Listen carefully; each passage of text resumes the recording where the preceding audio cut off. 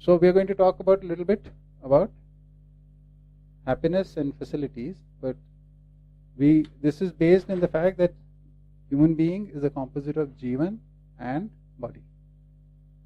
Okay.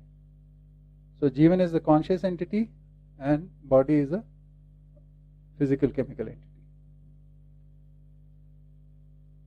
Sentient and insentient. I'm coming to that. I'm saying it's based in that. Right? So, when we are doing that analysis, the last was needs. Right? And needs for happiness and facilities. And now we are expanding on those happiness and facilities. Okay? So, we had started talking about happiness is needed. When do you need happiness? So, it is needed always. This discussion we already had, that whenever you're in a state of happiness, you would want its continuity. You would not want to end it. Right? Whereas the facilities, you need as per requirement, and at times when the requirement is there. Because body from time to time has certain requirements. And whenever that requirement is there, like right now, the weather is slightly hot, we are wearing this, but suppose it rains, it will become cold, and we'll probably need some warmer clothes, right? So from time to time. How much? Again, this is unlimited. You can't quantify this, right? But what about facilities? Do you need them limited amount of facilities or unlimited? Like for example, food. Do you need limited amount of food or unlimited amount of food? Yeah. So one would eat, say, somebody will eat 250 grams of food, somebody might eat half kg, somebody is very hungry might eat 1 kg. Nobody will eat 10 kgs of food, right? Not humans. Not possible. Though 10 kgs is also limited. So, food is needed in limited, or facilities are needed in limited quantity. How many clothes can you wear? At one time, one set. Right? Right? Yeah. Maybe 2 sets? Okay. But is that limited or unlimited? Limited, yeah. So clothes also you don't need.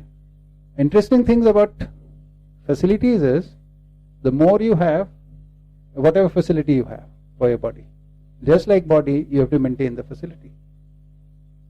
So if you have clothes, you'll have to maintain them. If you have a house, you have to maintain that. If you have a car, you have to maintain that. And all that needs effort and time and other resources, right? So how much facilities you should keep then? Because each facility will take some amount of attention, some amount of time from you, some amount of resources from you. Like if you have a bed, how many beds can you sleep at in one time? Only one. So my one friend has a house with 10 bedrooms.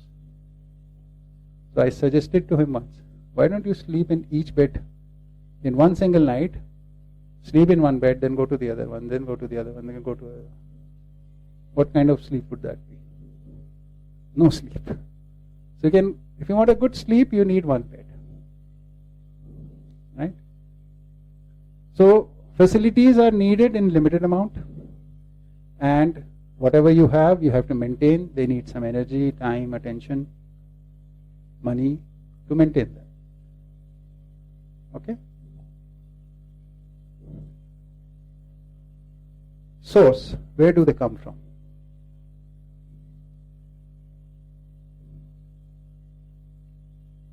Happiness comes from knowledge and evidence in living of that knowledge. Hindi words are Gyan or Praman. So when you, and this you can relate to very easily, when you understand something, right, it does give you some happiness. And when that knowledge you can live, that means you can give evidence of that knowledge in your living. Like if you understand that harmonious family is a good way of life, if you understand this, while you're understanding it also you will get some happiness. But it will be complete once you are able to live that. Right? So the true source of happiness is these two, knowledge and evidence in living. Any questions on this?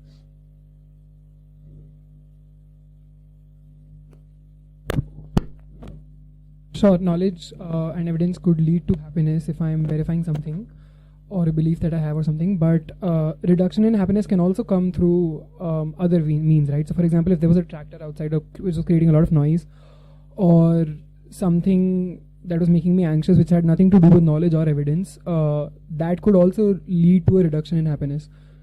So I mean that's also source, right? Okay. So when we talk about human life, living, we are talking about things here. These are, we can now look at it from a much bigger perspective than just an event. Okay? Because when we look at things in form of events, there are too many conditions there. And these conditions, if you try to resolve them, the more conditions will come. But you look at a life journey. Right? Look at your life journey for say last 5-10 years. Then what is the main source of happiness for you? You can say an event, we went out with friends and we had a lot of fun, that was happiness. Yeah. So when you start looking at it from the viewpoint of a journey, long-term journey, and then you're coming to a conclusions, because we have to live the full life. And it is not only limited to me, it is also going to apply to you and the others you live with. That is very important. It cannot just work for me. If it is truth, it will work for everyone. So it is a very generic thing we are talking about. We're not talking about very specific thing. Any one person could be in an event, maybe eating something could give them happiness, but it's not going to work for everyone in all situations, not even for that person. So now we should start looking at things in long term, not on event based. Okay. Yes. Also one factor, and also I think that this knowledge is not only my knowledge, it's also the collective knowledge of the family or of the society. Yeah. So the evidence, basically what is knowledge? Knowledge is basically awareness through observation, right? By learning. Now, how do you verify this? What I know is true. The only way to verify is through living. And how does it get verified in living is, one, that it is working for me, but that is not sufficient. That is definitely needed, but it also needs to appeal to people around us. I mean, I might say my behavior is very good. I am a very good person. I can have this opinion about myself, right? And I live it, and I could be delusional to assume, okay, I'm living very well. But what is the evidence of it amongst other people? How do they consider me? That is also important, feedback. So evidence is not in one person. Evidence is always in the living together of humans. It's in the collective. And this culminates where? It culminates in from one generation to the other to the other. Whatever is being continued, we only continue the useful. We only continue from one generation to the other things which are useful for everyone, or which can be helpful for everyone, which are knowledgeable, source of knowledge for everyone, source for learning for everyone. Humankind has worked like this, right? So if my next generation or the next generation around me is ready to take it forward, then it is evidence for me that, look, I did something right. I do something and nobody is ready to take it, I could still be right, I'm not ruling out that possibility, but it will become much more happier situation if people are ready to take it forward. But again, just people taking it forward doesn't become sufficient, because followers also take things forward. So that also is not an evidence totally. So it's a combination of both. Your evaluation and evaluation of others and the common basis in between of it. We'll go in this detail later, but it culminates in intergenerational evidence in form of tradition, human tradition.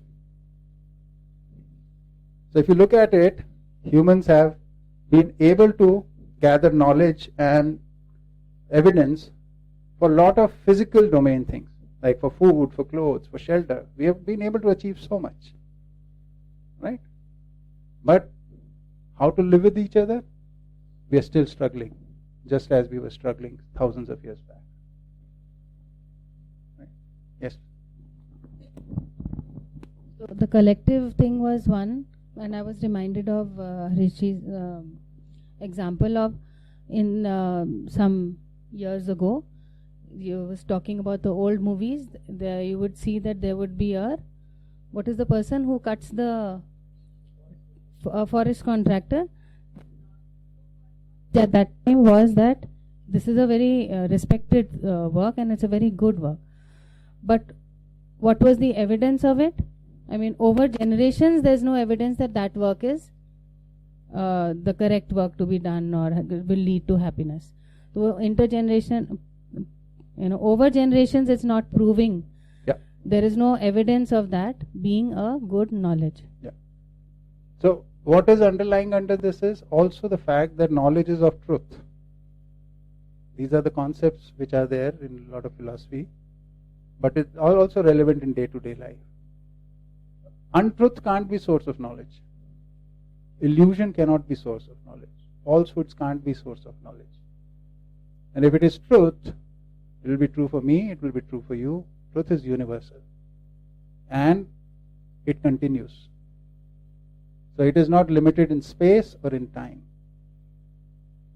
So the human design of living, if there is something like that, would be, if it is truth and knowledge of it, then it should be, it should work for me, it should work for the next generation and the next generation and the next generation. But we've not been able to come to anything like that yet. Which doesn't mean that we can't come to it. This is what we are going to explore here. Okay? Yes, please. Does knowledge actually guarantee happiness? Because a lot of time it's seen that oblivion is bliss. If we don't know that something better is available for us, we don't have the knowledge of that our life can be better, we are just okay with whatever is going on. Yeah. So does it actually guarantee happiness? Yeah. So the best example of ignorance is bliss is like somebody who is like totally intoxicated, right? Total bliss. Doesn't know, all the bodily functions have also stopped working properly. I mean, can't even walk straight anymore, but is in total bliss. Does that work? Even that same person, after he comes out of that state, regrets it.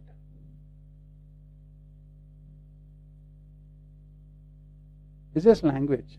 Ignorance is bliss. It doesn't work for us.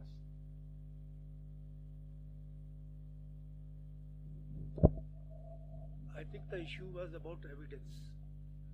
What she said, that evidence takes long for the society to manifest. Can. In many cases, the period may be so long that the damage may be very high. So how do we recognize the evidence? I think that is the issue. Yeah, definitely. Good point. So sometimes when we are doing trial and error, and if the durations of results are wrong, then definitely this is an issue. But if we are doing a systematic study, then we can predict results, no? That's how we've been doing till now. See, there is one part where we are not aware of results. We are just doing trial and error in hope things will work out. And one is that we understand the system and try it, and when there is evidence which is going to occur, say, over 10 generations, some part of evidence will also be there in this generation, and then the next one, and then it will build up. It won't happen like this, there's nothing, and something has come up. Evidence builds up. But is our approach systematic, or is it trial and error? That is very important to see. Yes. I think a word of caution for me in this is that no matter what new approach we try, if we start doing things differently, something will always happen. Things will always change because we're doing things differently. So just something occurring is not evidence that we're moving in the right direction. If we are moving systematically, then we'll have clarity on what steps are going to occur. We will be aware, and we would have predicted it or anticipated them, and so we can actually check and verify, evaluate at each little step, and that's part of evidence of our knowledge of whatever we're trying to evidence. So this brings to one of our faculties, which is the faculty of evaluation in us, which we need to use very sincerely. We should not we should be very sincere about how we are using it. We should not impose our expectations on while we are doing evaluation. We should evaluate things as they are. Right now, when we are evaluating things, we are doing a lot of injustice there to ourselves and to others, in hope of things will work out later. We have to be absolutely very strict while we are evaluating. This much has happened, so whatever has happened, we should be very honest about it. If something has not happened, we should be very honest about it. Just because we have proposed a theory, maybe say Jeevan Vidya theory we are giving to you, and you're trying it out, and whatever is resulting, that should not be considered to be evidence. We should be very clear about it. Did this happen as I had imagined? Or how is it happening right now? What is the difference? You should also be able to see the difference. So if your imagination was misplaced, do you need to do the correction in your imagination part or in your action part? You should be very clear about this. So the evaluation faculty is very important. Imagination faculty, we have really used it very well till now. That's why we have so much evidence of things which we have done. We have even reached another planet like Moon, right? Another entity. But the results what we are going to get, and while we are through the process, when the process is complete, the evaluations we are not very honest about. So our belief systems, our biases are very strongly distorting our evaluations. We need to be very honest about it. That helps. So the principle I have adopted is be very strict with your own evaluations for yourself, and be little lenient in evaluating others. If you need flexibility in evaluation, when you're evaluating others, be lenient, give them space. But when you're evaluating yourself, you have to be very strict. There shouldn't be any escape routes for you when evaluating. Okay? Yes. So happiness comes from knowledge and evidence in living.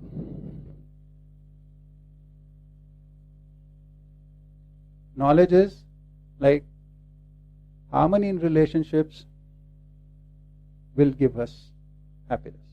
This is information first. When you understand this, then it becomes knowledge. The words is just information. This workshop is just giving you information, not knowledge. Knowledge is not given by somebody else.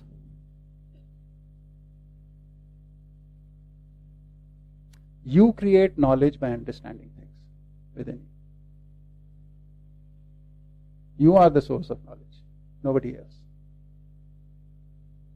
You are one source, I am one source, we all are sources of knowledge. When whatever information we have, we process it, we understand it, and we are able to relate it to reality, that's when it becomes knowledge. And if it is reality, then you should be able to, some part of it you will be able to live and give the evidence. Without the evidence in living, whatever you might speak, write, think, it's not knowledge. It needs the foundation of evidence to be treated as knowledge.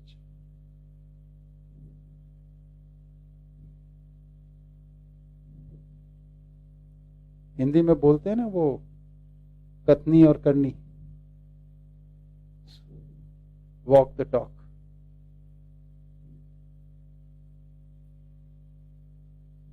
That is important.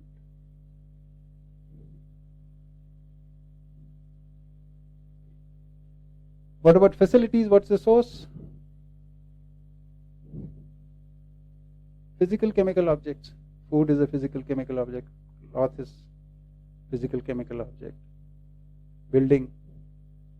Telecommunication means mobile phones or other things. Transportation means. These are all physical chemical objects. This gives us facilities. Next.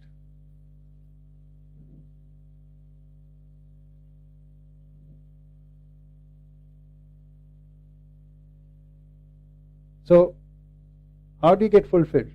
How do you fulfill your need for happiness? How do you fulfill your facilities? So, you live in harmony with humans and harmony with nature, which is being called humane conduct. Yeah. This is the means of achieving happiness, for which you'll have to acquire knowledge, live it with evidence. And so humane conduct is a lifestyle of acquiring knowledge, living in evidence, and therefore in harmony with everything. Right? And you get facilities through humane occupation. I could have written occupation also, but I think there is a need to stress on that, humane. What is humane occupation? An occupation which results in products and services which are useful for the humankind and nature, which are not in conflict with humankind or nature.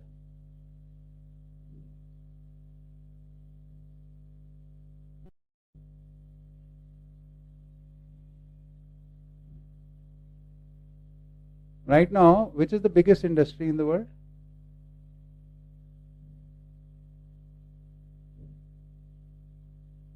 War industry. The biggest budgets. Biggest budgets are in war industry. Weapons.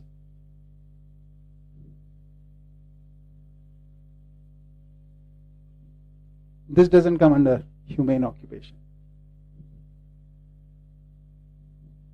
Or a lot of industry right now, or a lot of practices right now for cheating people, tricking, exploiting. All these are not part of humane occupation.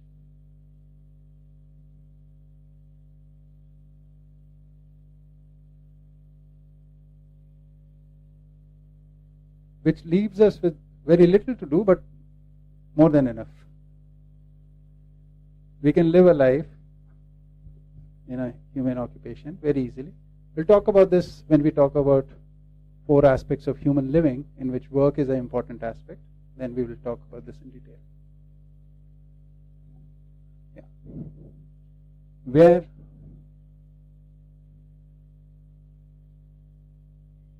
knowledge and evidence is lies within the human interactions. You learn from other human beings. Right? Certain physical, chemical things you can learn by observing nature, but if you want to understand the systems the natural laws, the natural regulation, the natural balance, then you'll need help from people who have studied it. A child therefore needs help from other human beings. By purely observing things, you can only do a little bit, very little.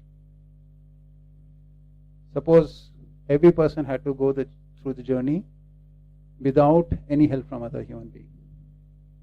They're learning journeys.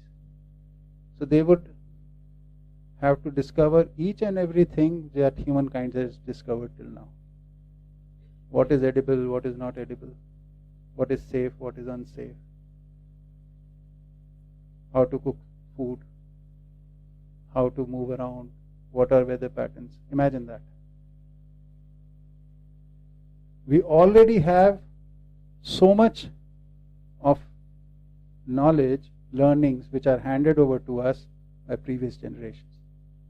We don't have to reinvent the wheel again and again for everything. We give our contribution as taking this journey forward. This is the collective living based or intergenerational collective living. Humankinds are designed for that. We don't only live collectively at the same time, but also across time. That is very important to realize. Like when we were looking at that food that we eat, who has contributed in it? So the contributions are coming from the very first generation of humans from that time onwards.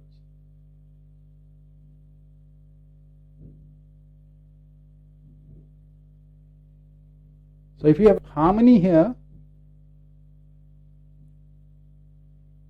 that's the source for this. And if you have harmony here, or through harmonious interactions with nature, you can get your facilities.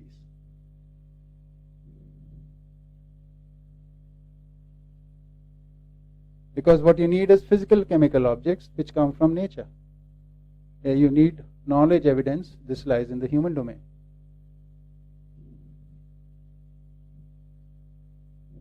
Any questions on this? Any clarifications? Yes, please.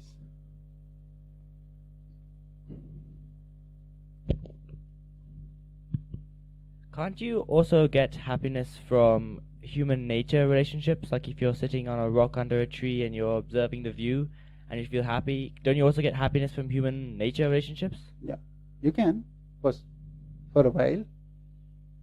Like you go and sit and do that. But your life, if you look at the long life journey, then you realize that actually when you're looking at something, your thoughts are still working. Right? Your memories are still there. And what is there in that? So if things have happened well for you with other people, you'll be enjoying the nature.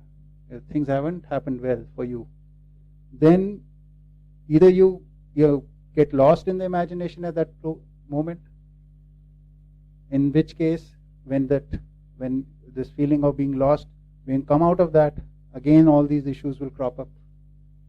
Right? So for you to even enjoy nature, this has to be in place. Your human interactions.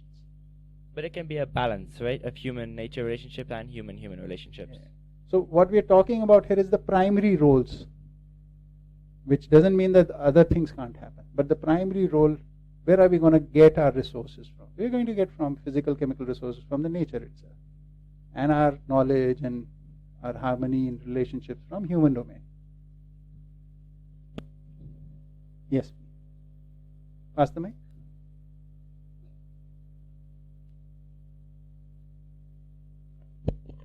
जब farmer crops उगाते हैं तो एक knowledge होता है, पर उनको भी बारिश के लिए वेट करना पड़ता है. That's nature. तो वो जब बारिश होती है और क्रॉप सही से होता है तो they feel that happiness. So it's a human nature relationship. So any harmony will give us happiness, no? Basically, harmony is equal to happiness. So where all can we see harmony? So there is within us internally harmony between our desires, our thoughts, and our actions. Right? This is one place for harmony. Then our actions and its impact on people around us. That is one place where we can have. Our actions and its impact on nature. That is another place of harmony. Then our collective action and its impact on nature. That is another place of harmony. So wherever there is harmony, wherever we are able to contribute in the harmony, wherever we are able to realize harmony, this will always become source for happiness. But harmony won't happen on its own. You have to make conscious choices for it to happen for you. Because just by watching it, it doesn't work. You have to contribute in it. Because you're part of nature. You can't stay aloof of it. Look, I won't do anything and let the beauty of it happen. It doesn't satisfy you. You want to be part of that beauty. Right? So what farmer is doing is, he is doing some effort, and because nature is orderly, the rains will come, and when they come, the crop will grow, and that gives a joy. Yeah.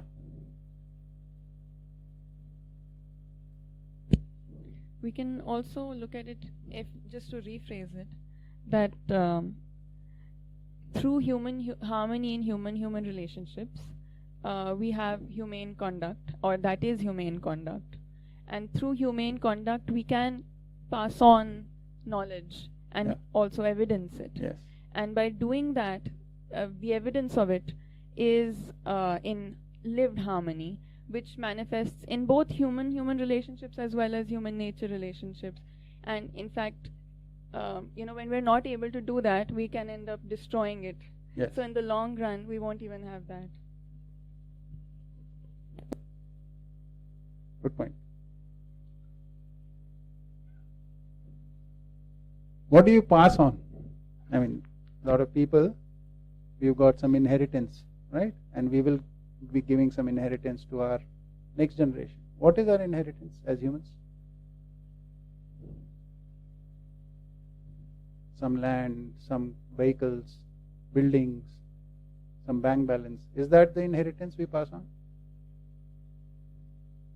That doesn't last too long.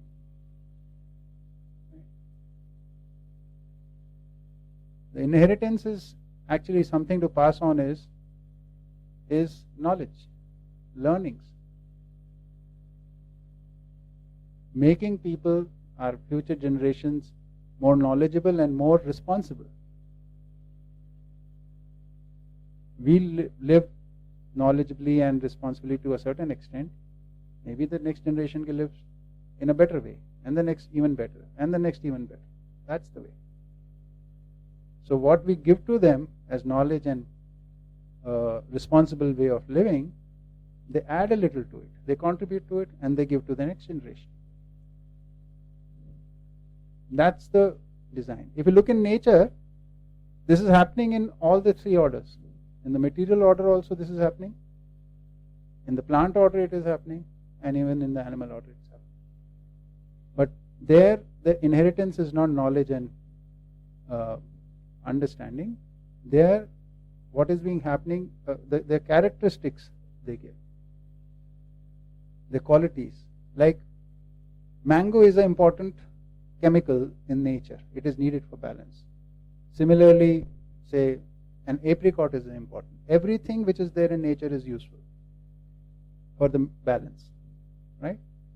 And because it is useful, it needs to continue. How does it continue? Through the seed tree tradition. From seed a tree comes, from the tree a seed comes, then from that seed a tree comes. This tradition, this cycle makes it a continuous thing. And therefore, I can have mango, my children can also have mango, my ancestors also had mango.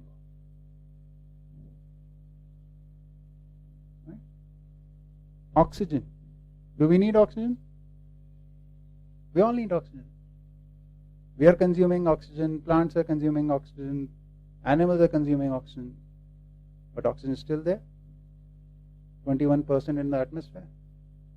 So there are oxygen cycles which are being maintained in an orderly manner in nature by on its own self-regulation. that the amount of oxygen needed for sustaining this natural balance is always there. We the humans have not understood this, so we have fooled around with some systems, some components of this system, and therefore this balance is now getting slightly disturbed. If we understand it, we can sustain it.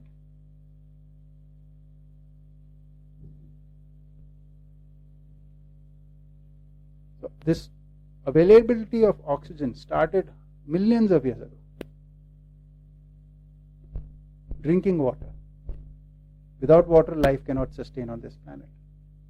It was available millions of years ago, it is available now. It's only us who do not know how to interact with water that we are depleting our own resources.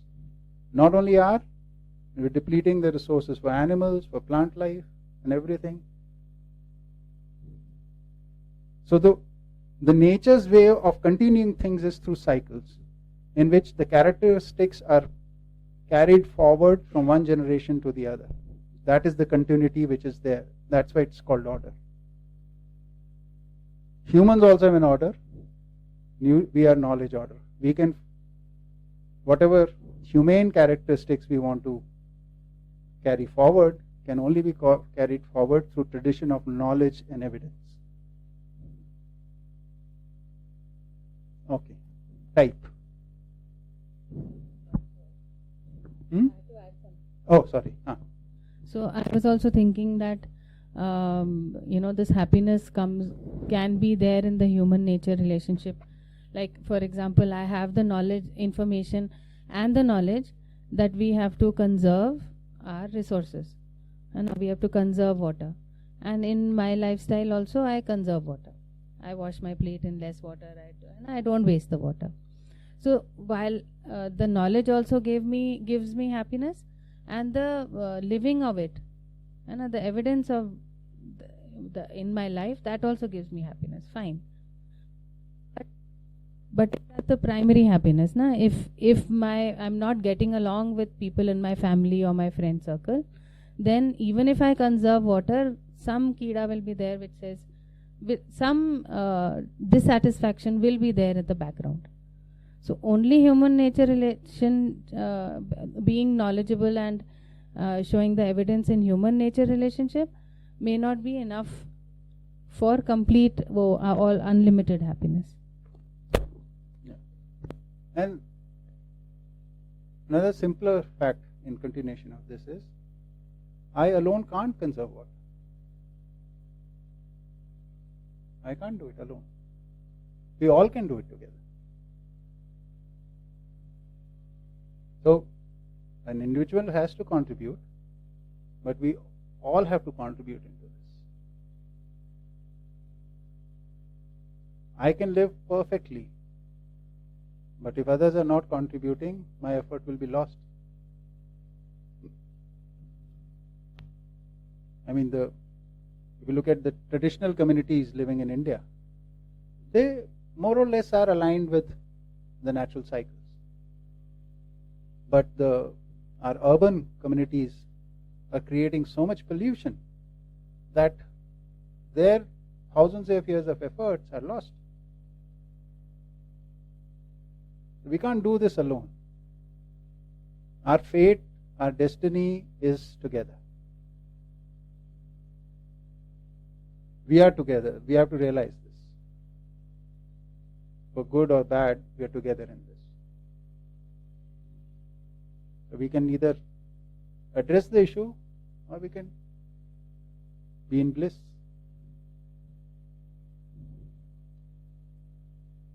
Okay. Right.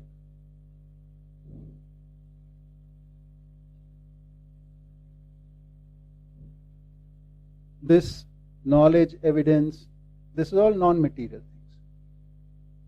And these physical, chemical objects are all material. Right? So non-material things satisfy our conscious aspect. Material things satisfy our biological aspect of the body. So material things cannot fulfill our conscious needs. And non-material things cannot fulfill your material. So when you're hungry, you need food.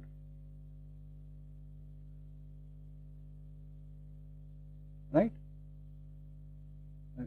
Merely somebody's love or respect will not address your hunger. That needs to be addressed separately. But your need for respect, trust, right? That also needs to be addressed, for which a different type of action is needed. So to fulfill material needs, we need a certain kind of action, which we are calling above as humane occupation. And to address our non-material needs, we need humane conduct. So this is the distinction between happiness and facilities, what we need. Next. So, yes, please. Knowledge we can take from books. It's a material Information.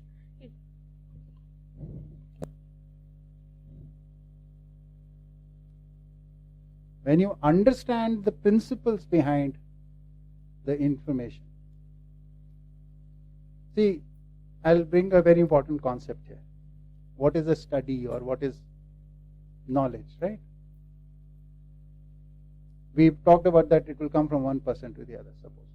So a book is also written by somebody, right? So I am seeing some reality. See, I want to inform you about there is a phone here. Right? So phone is a reality.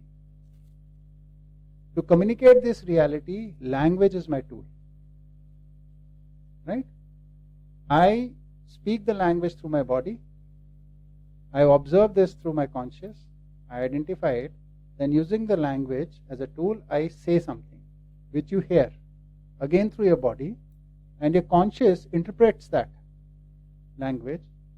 And if you are able to see like I was pointing to the phone and you are able to see, then the cycle of communication is complete.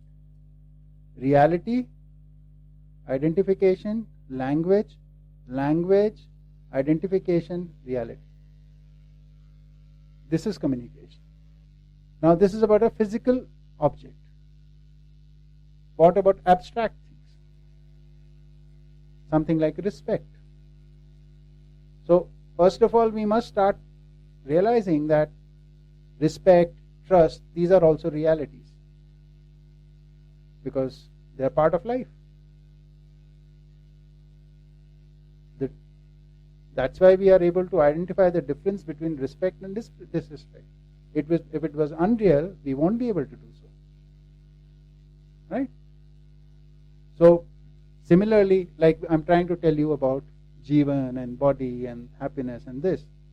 So I'm looking at some reality and using language as a tool, this as a tool, presentation. These are all information. The reality, if you are able to see, then, and that is your own right. That is not my ability to make you see anything. I can just give you information, I can point, see here. But you have to see. When you see the reality, that is knowledge. Knowledge is not information. Otherwise, the most knowledgeable things would be supercomputer. They have zero knowledge. Huge amount of information, but zero knowledge. Yeah, I just wanted to say something similar, but you've just covered it really. It was the difference between information and knowing of it, basically. So it's like Please do say. Well, it's the knowing is the liveliness, right? There Yes. has to be a knowing of the knowledge, actually. So there has to be an alive element in there, basically. Because you could have a library full of information, and it wouldn't be a happy library, right? It wouldn't be a unlimitedly happy library. It's and so as you say with your supercomputer, it's but there's a kind of a actually this is going off. We'll talk about it later, I think.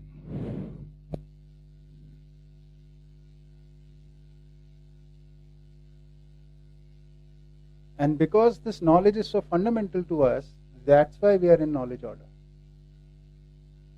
That's why this human world is being called knowledge order. Because without this knowledge, we will not become orderly. We will not become aligned with the harmony within human beings or with nature. And alignment is what we are calling order. Okay. Go to the next. Okay. The need for happiness is for Jeevan, and the need for material facilities is for body. Both needs have to be fulfilled. Right? So we are not saying, like in tradition, it has been said that if you're taking the point of the worldview of materialism, then only material needs have to be fulfilled. There is no reality called non-material needs. There, that is the part. And in idealism, they say material needs are not important. They are just a distraction. You have to slowly withdraw from that and only focus on non-material things. Here we are saying, no, both are needed. There is a coexistence of material and non-material. That's why this is called coexistentialism. Okay. So, both the needs are important and both have to be fulfilled. Material needs are needed from time to time in limited quantity. They come from the nature. They are in form of physical, chemical entities. Right? And you can acquire these through a humane occupation.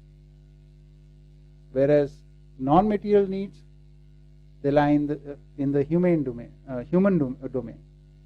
the human domain, knowledge and evidence in living, that is what this happiness will come from. And for this, you have to go through a process of learning and living, and that's where you'll find them. And this will result in harmony between humans and humans, in form of harmonious families, harmonious communities, harmonious society, harmonious nation, harmonious global humankind. Like if you're hungry, then somebody respecting you will not, you like it, it will give you happiness, but it will not fulfill it will not feed you. For feeding you, you need food. Right? And similarly, material facilities cannot fulfill non-material. So if you are feeling sad, you can eat as much as you like. It will not get rid of that sadness. It might distract you for some time, but it will add some body weight also,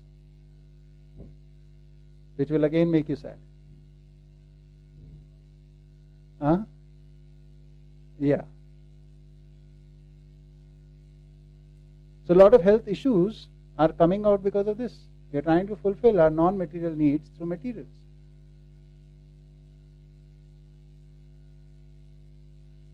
Feeling hungry, eat. Feeling bored, eat. Feeling sad, eat. Feeling lonely, eat.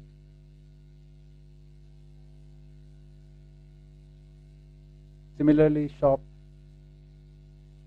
Yeah. We're not saying these other things are useless, but their use is defined. If we start treating them more than what they are, then we will end up in a problem.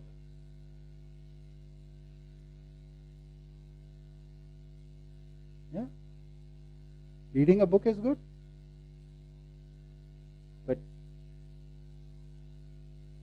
but you can't always be reading a book.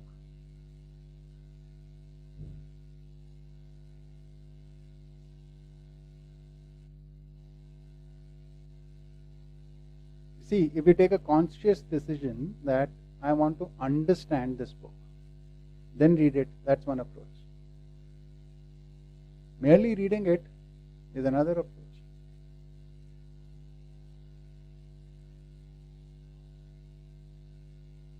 To understand something, you need to have some goal. Why do I want to understand this? So right now, a lot of our actions are without awareness of our goal.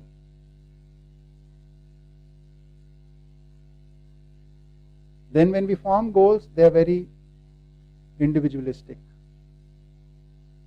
or at the most for a group or a sect or some sort of a, but not for universal. We have not yet identified universal goals. We'll talk about that again. But this is important, right? Happiness can give you, or non-material things can give you happiness. Material things can give you comforts or facilities, but comforts and facilities cannot give you happiness, and happiness cannot give you comfort or facilities. Yes, please. It may sound very funny, but usually what happens with me is when I'm hungry, I'm angry. So usually my family tells me to eat something, and when I can also think, because at that point in time I'm thinking very illogically. Things that I can resolve at a very basic level, I tend to over exaggerate them. So when I eat, and then it becomes very logical for me. So internalizing it, only I resolve them. So would that not be like my material facilities have fulfilled my non-material need at that point? Maybe. But even before you eat, aren't you aware about the fact, because you're sharing it now, that this is what is happening? Isn't that knowledge?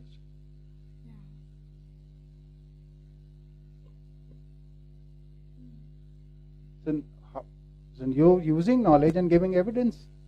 Oh, this is my state, this is how the body affects me, and this is how you address it.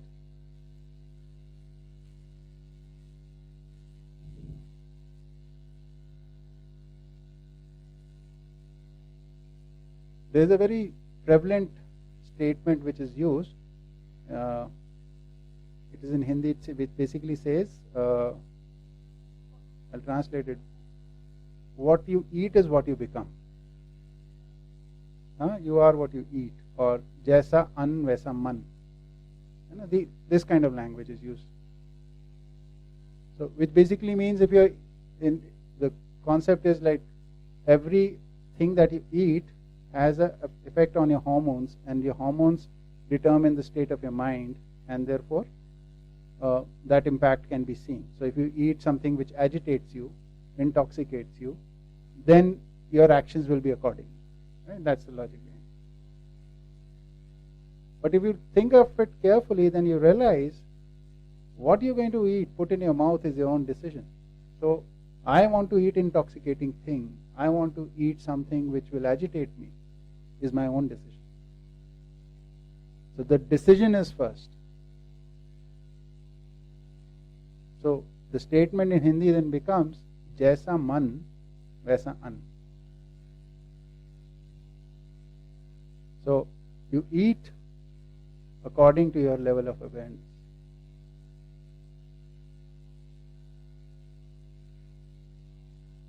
Your awareness is not a function of what you eat.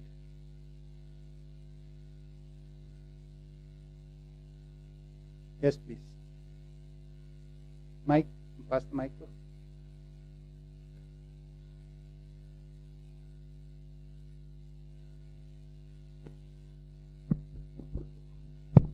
There's a thing they called emotional eating.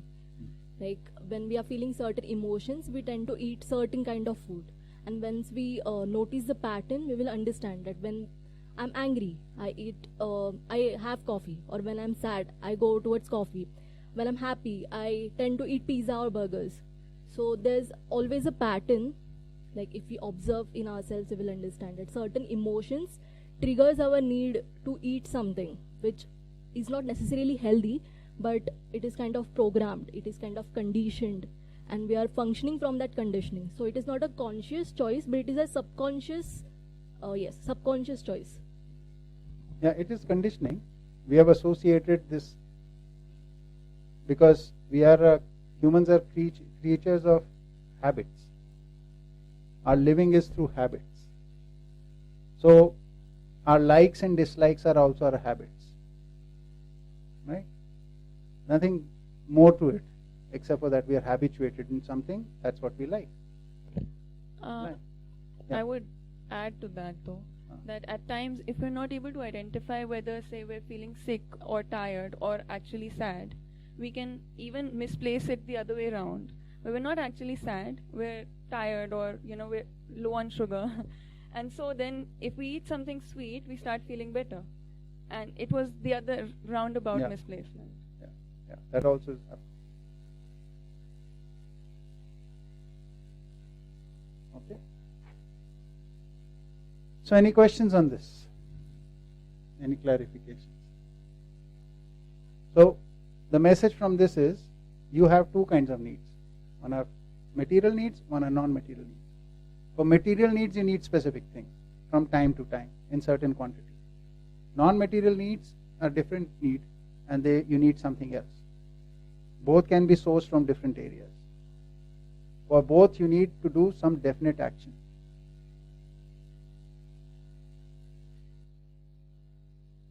This need cannot be fulfilled by things which fulfill the other need.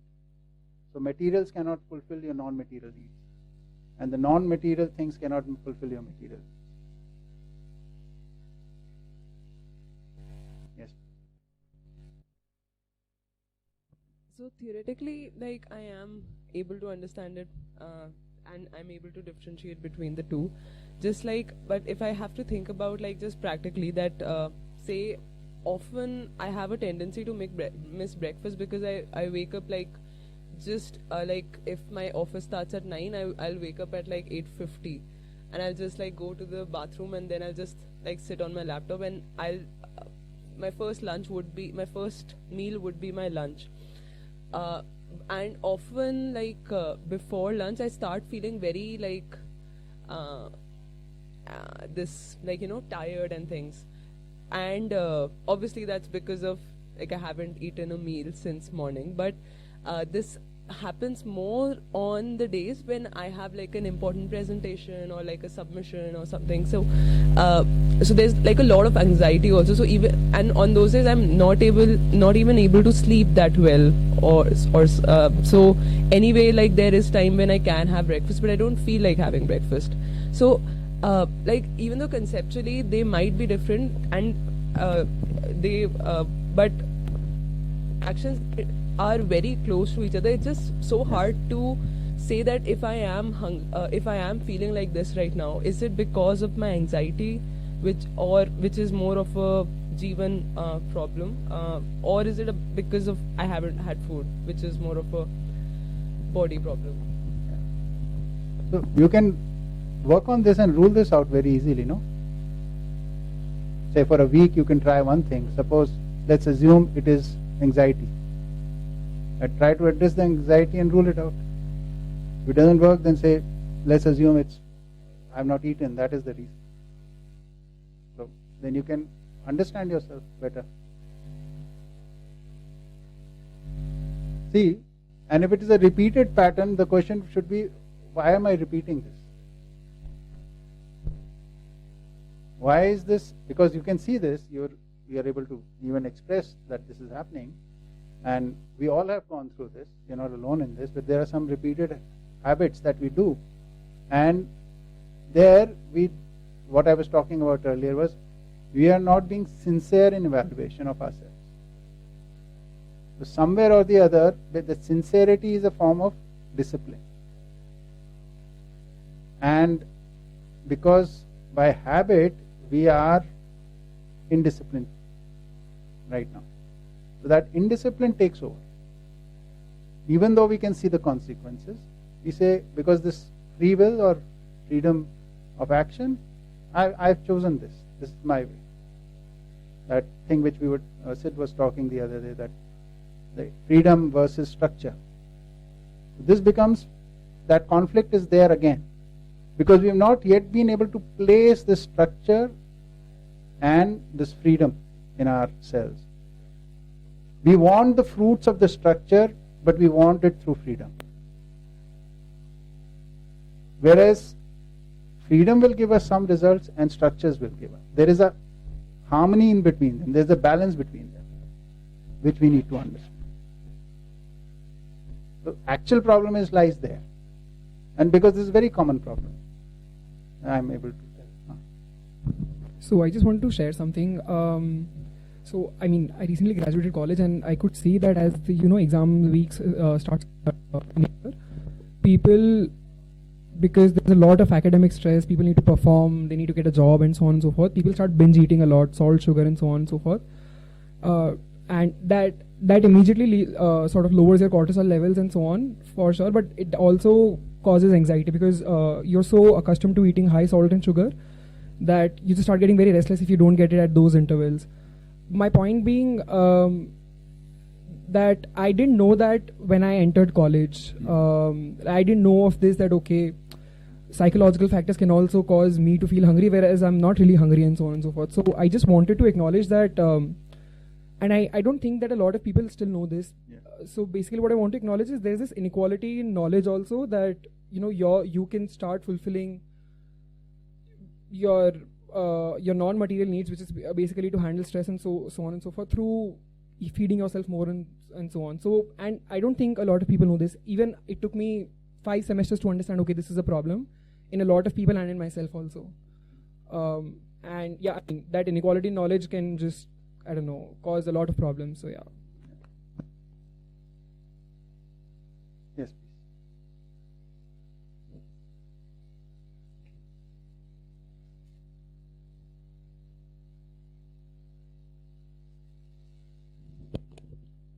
I feel this is also conditioning that we're brought up on. Like when a child cries, for example, is not happy about something, most people want to suppress that unhappy emotion, and they say that child to chocolate khao, or eat chocolate, or watch the bird, or watch a TV show to distract you. So I think before we are conscious, before we know that there's another approach, so we actually automatically, when we are unhappy later on, we go to something to put in our mouth, And it could be food, it could be cigarettes, it could be alcohol, something to kind of distract, to suppress, something that maybe is not allowed or not validated. And so I think that's a kind of a habit we actually learn, and we teach our kids by doing that same distracting thing rather than being with them and helping them to process or understand at some point.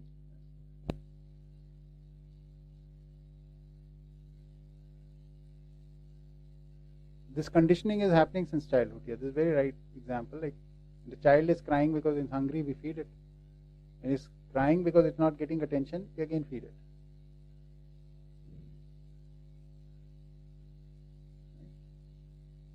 So this is happening.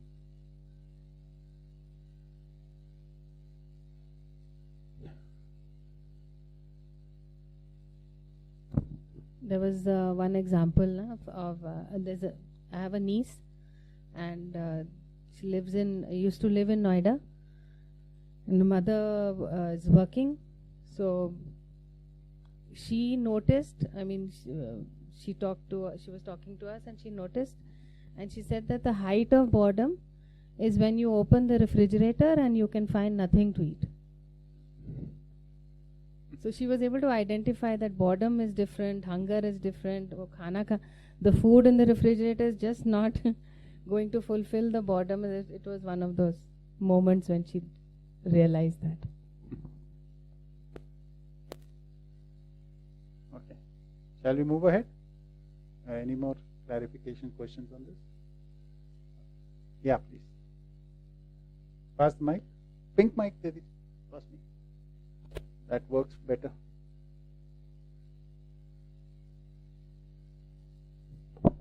Just that this reliance on disciplining ourselves, and evaluating constantly, whether the reason that we are facing this is because of this or because of this, and constantly asking why. It's not natural.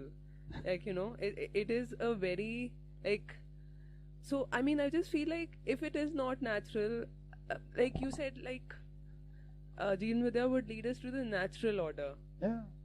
And it's a unified system. So if it will lead us to the natural, why is this so hard to do? So being natural and being hard are two different things, first of all. Okay. Like eating natural food, healthy food, right now is very hard because we don't have any access to it. All the food which is being grown is with chemicals and stuff like that. and we are over processing food and eating it. So eating natural and eating and it being hard, these are two separate issues. So we are habituated in functioning in one way, and we interpret freedom in one way, right? Freedom is like whatever I wish to do, I want to do, right? So that's how we look at it. But whatever I do, what we don't connect with is, whatever I do is an action, and every action has an impact. It results into something. No action can be resultless. And the result again impacts us. This is a natural law. So I can keep on doing anything I want, but whatever I do is an action, it will result in something. And that result in return will impact me and others around me. So where this will go, you can extrapolate. So if I understand what actions result in what, then I can choose. This choice of doing the right is actually the freedom, where you need moral strength. Moral strength comes from knowledge. And both these things, for gaining knowledge and practicing your moral strength, are disciplines. It's a discipline. So because we are not habituated in it, it seems difficult. It is difficult at that time. Doesn't only seem difficult, it is difficult at that time. But you achieve so many difficult things. Humans are known for achieving difficult things. This is not that difficult.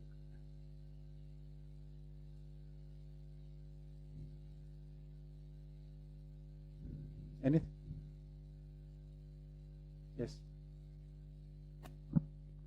So if we do make this distinction and we say that happiness is not material, it is Jeevan, so is it then happiness is not to be felt but only to be known in some sense? No, you feel it. So then it is a state of sensation only. Your feelings, some feelings are rooted in sensations, and other in knowledge. Feelings come from knowledge, awareness also, as well as sensations. But it is being sensed, felt in that way, in a material way. So because I assume that the distinction would be that there is pleasure and happiness, and what I get from, say, eating things that I like is pleasure, right? And the distinction being that is something which is maybe more stimulating or less stimulating, but what happens when I feel happy is somehow immaterial. But the point that I'm making is that then it becomes something which is material, but only maybe in degree there is some difference, in that it is less stimulating than eating ice creams or whatever. So first thing is, like, when we say sensation, then I interpret it as something, an input which is coming through your senses, right? So something which has interacted with your body, that signal is going to your brain, and through the brain the Jeevan is interpreting it. And the most fundamental interpretation is you accept it or you don't accept it, right? And you accept it, then you feel certain kind of a well-being, and if you don't accept it, you feel a certain kind of. So that happens with sensation. We all know that. We all live on basis of this. But then there is also when you perceive something through knowledge, there also this acceptance and non-acceptance takes place. Svikriti, asvikriti, right? Accepting, non-accepting. So if you accept, then there is a sense of well-being, and if you don't accept, then there is a, like, I'm giving you some sort of explanation, and you can see the flaw in logic. So my assertion you do not accept, and if you see that I'm insisting on it, it will cause some sort of a state in you, like.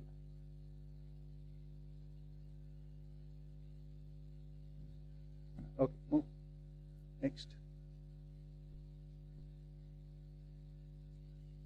So the lack of education, or we can use the word knowledge or learning, the lack of education about the conscious needs of Jeevan in humans has resulted in beliefs and practices where humans keep trying to be happy through acquiring and consuming material facilities. So our family structures, our community structures, our social structures are propagating this. They are based around this. Next. The need of lasting happiness, which originates from conscious aspect of humans, can be identified properly and addressed fully through the study of humans in harmonious coexistence. If we study humans properly, then we can understand this.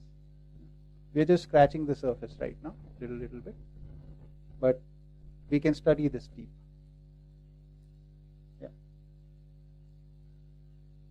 Study of harmonious coexistence, when completed, enables the person to fulfill his or her needs for lasting happiness by living on the basis of humanness in relationships, family, society, nature.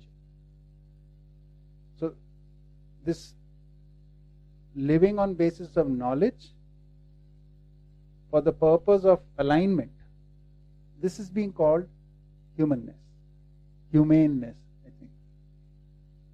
No, humanness. Okay. So we're defining it in a particular way. That first of all, the conscious choice that I want to live in alignment with things. For that, first accepting the fact that I am part of nature, and nature is a system, is in order, right? It is governed by some laws, and therefore humans also are governed by some laws. So we'll also be going to that part where we'll study the nature and see whether it is governed by any laws or not, right? So once we study that, then because of these choices we study it and we live it, then we can be in harmony in our families, in our society, with nature. Right? That's the main thing. So the confusion of this material, non-material needs to be resolved within us. This will help us to live in harmony.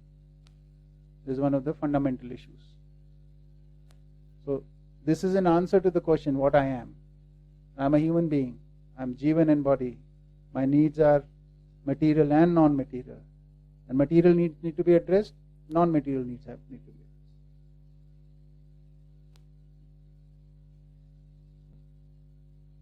So now we'll come to 4 dimensions of human living, because we are going to study humans now. So there are 4 dimensions of living. So I've given a sequence of it: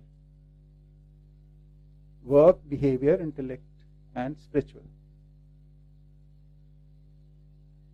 Okay. So the occupational aspect is being called work. The interpersonal aspect is being called behavior. The psychological aspect is being called intellect. And realizational aspect, where knowledge takes place, is being called spiritual. Every human being wants fulfillment in all 4.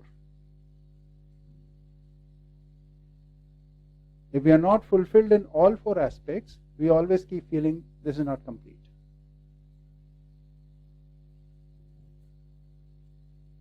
Suppose your work areas or your occupational aspect, you are feeling fulfilled, but your behavior aspect is not yet fulfilled. So you will feel some incompleteness. If you are not intellectually resolved, however well you think your work and behavior are, you still feel certain gaps. And all this can only be fulfilled through the spiritual realization. So this is the deepest, then this, and on basis of this, these 2. But the fulfillment starts in living. First, you can address this very easily, because this is body, very simple. We understand the laws, what we need for the body. We can address this. But for addressing this, some clarity is needed here. This requires a lot more work. We'll be talking about this in detail. Behavior aspect. What does it mean? What is the fulfillment in the behavior aspect? Okay. For that, some clarity is needed here. When these two fulfillments have been achieved, then you can address this even more deeply. And for this, the full awareness is needed here. And this is possible for each and every person, provided they make such a conscious decision that we want to go along this path, and they put in efforts, and we'll study it properly. Then it can happen. So work, behavior, intellect, and spiritual. These are the 4 dimensions of human living. All human beings need fulfillment in all these 4 dimensions. Incompleteness in any of these dimensions will be problematic, which basically means it will lead to unhappiness. This, though, we all know, if this is not fulfilled, it leads to problem. We all know that. This also we are quite aware of. If our interpersonal relationships are not working out, then there is a lot of unhappiness. Then there is a need for us to understand how things are happening, why something happens, right? How everything is connected with each other. So how things happen, how things are connected, the how part is understood here, and the why part is understood here. We'll get more clarity as we go forward. But these are the 4 aspects of living, or dimensions of human living. Okay. Next. Just go back to the previous slide. So here, basically, these 2 parts, intellect and speech, I've showed it above the figure of the person, indicating these lie in the conscious domain, and this is with the body, behavior and work. These 2 aspects are fulfilled as through the body, right? Physically also there is some engagement here. Yeah, go. So the dimension of behavior and work in humans are expressed through the body. The intellectual and spiritual dimensions in humans exist in the Jeevan. Okay? This is quite simple. Dimensions of work and behavior are governed by the intellectual dimension. So, what does that mean? Before we do anything, whether it's in the domain of work or behavior, we think about it. Our thinking could be complete or incomplete. Depends on our level of awareness. But we do think. This is what I'm going to tell this person. This is what I'm going to do for this person. Right? You think about this. This happens in your intellectual aspect. Right? Similarly for work, I'll do this, I'll do that. All this, there is a thought behind it. And you try to have reasons for it and justifications for it. That's all happening in your intellectual dimension. Okay. The intellectual dimension can have complete clarity only in the light of awakened spiritual dimension. So the spiritual dimension is either dormant or awakened. It can be in 2 states. When it is fully awakened, the intellect also comes into its full bloom. Otherwise, it is only working partially. And work and behavior are totally dependent on the intellectual dimension. How you perceive things happens in your intellect, and if it is working partially, then your work and behavior is determined by that partial intellect, and therefore is not fulfilling either to you or to people around you or to the nature.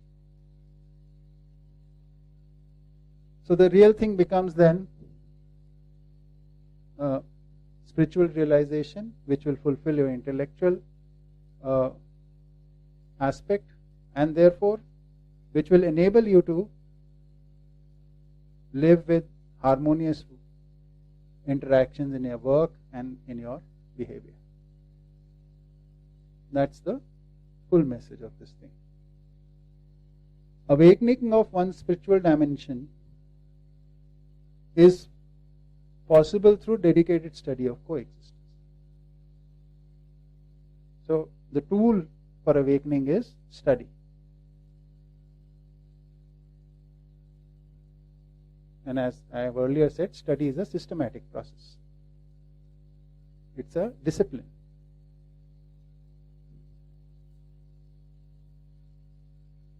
So any questions on this? Can you identify within you, these are four things, four dimensions to a certain extent? Work and behavior is very easy, even the intellectual part is not. So the only doubts would be at the spiritual thing. So when we come to it, I'll explain that. But still, if somebody wants to ask anything at this point, you're most welcome.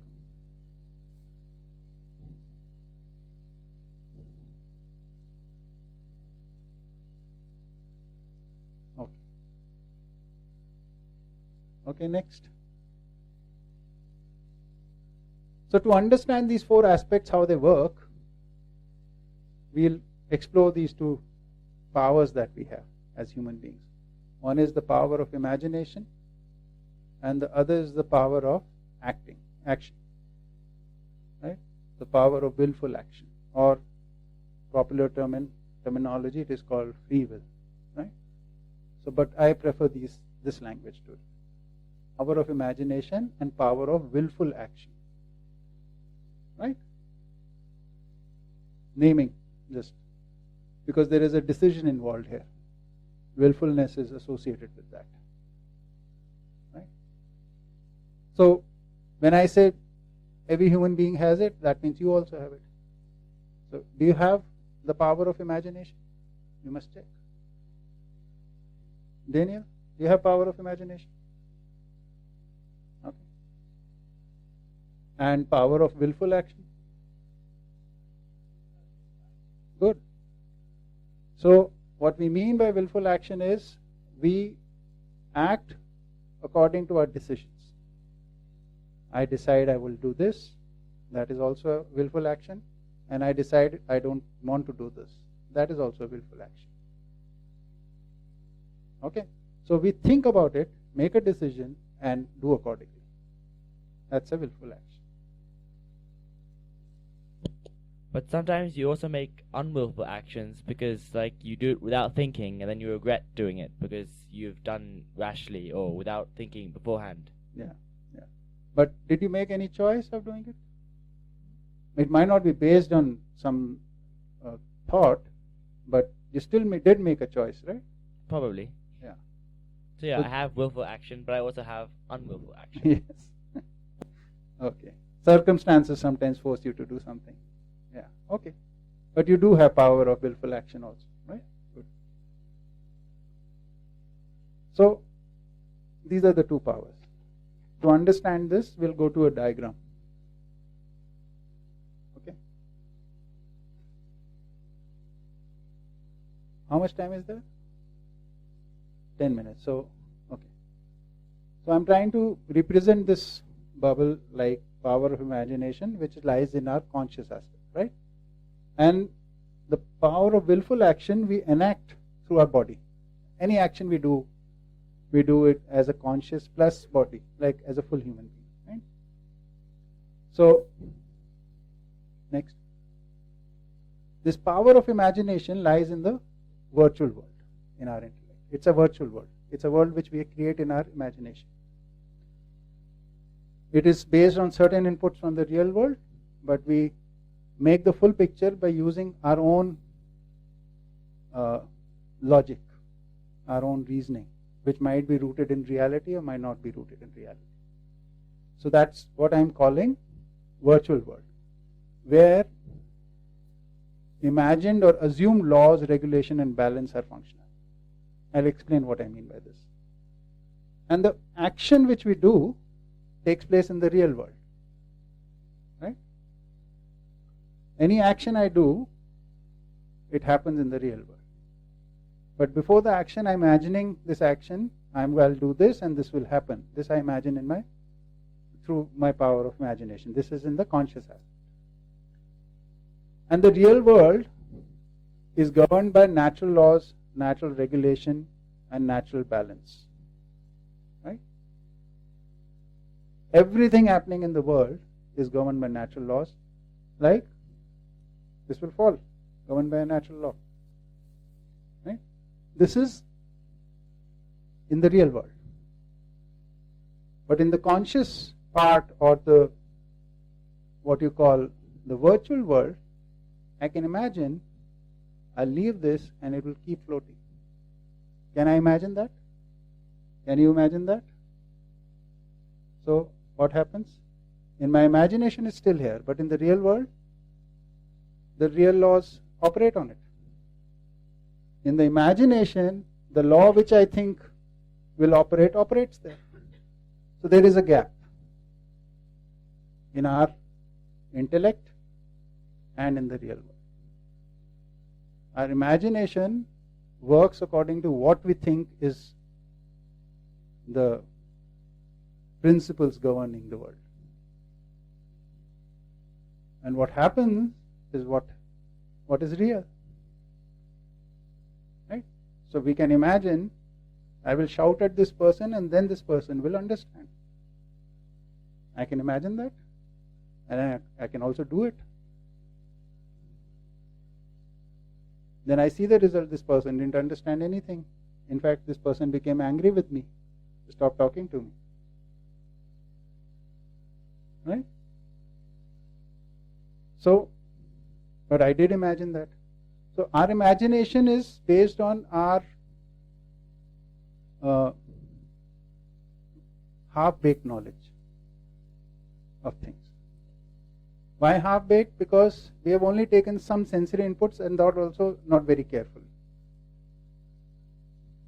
Okay. Next. So in this world, what we do then? So our power of imagination we use, and which brings us some idea. I'll do this. That's an idea, right? Then I execute that idea through my body, which results in an action in form of some work or some behavior, right? Because it's an action, it will have a result. So there is some result. Now the result, if it is what I had imagined, if it is according to that, then it will be acceptable. If it is something what I had not imagined, then it is unacceptable. So when it's acceptable, then I think I'm happy. I feel that sense of well-being. But if it is unacceptable, then I get this sense of unhappiness. I wanted to do this, but this happened. I too loved my friend, but she still got upset. Right? So, but if this is happening, this cycle is, there is no problem. Right? The real problem lies here when this happens. What do we do then?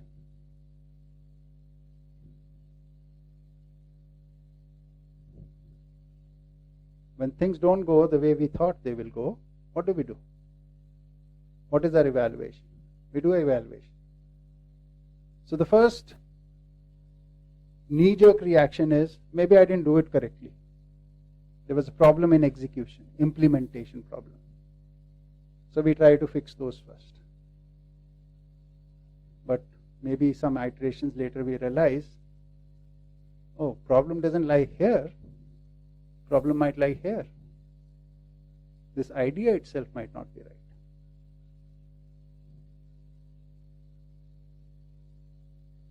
So we bring in an alternate idea. But the problem is, the alternate idea is also rooted in this. So again, the same thing happens. And if this happens several times, we come to conclusion, this is not in our control.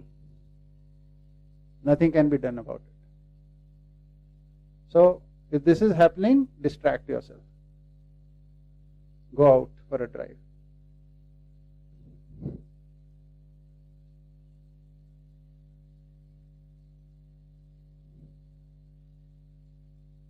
Right?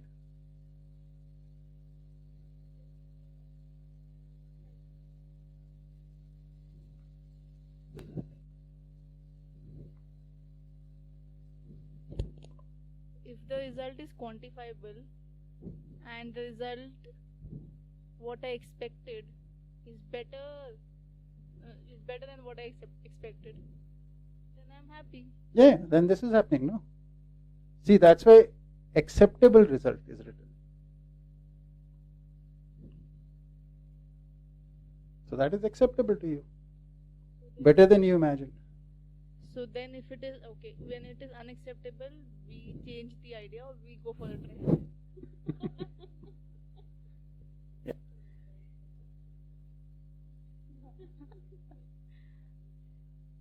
I didn't hear you. Give them mic. It is an idea.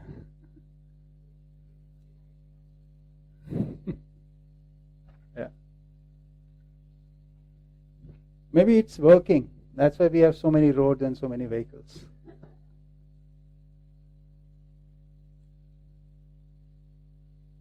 Right? Time? 5 minutes. Okay.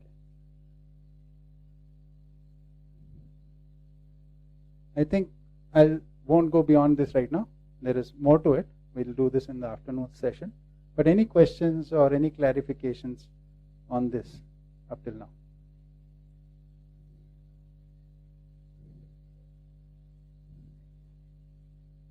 Anything? I just gave, no? A child is making a mistake. We see they're not doing the right thing. So I'll shout at it and he'll correct its action. So the idea, you act, you shout, and he stops talking to you. That's not acceptable to you.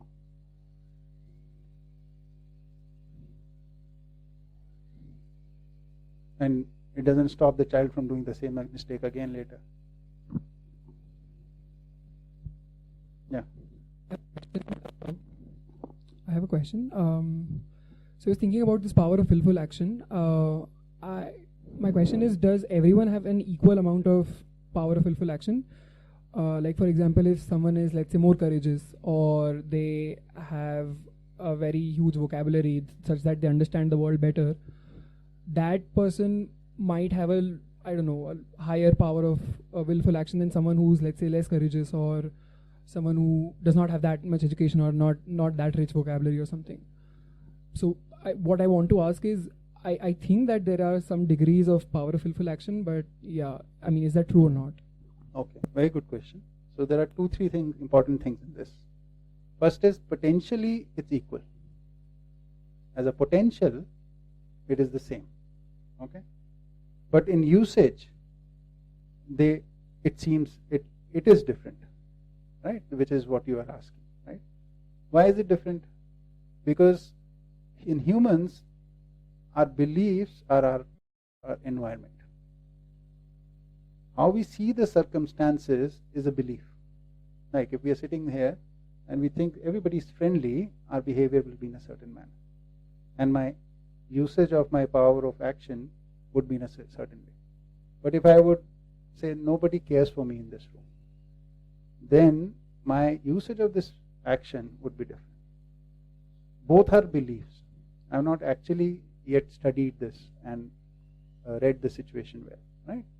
So what our environment, how we see where we are, our circumstances are rooted in our beliefs, right?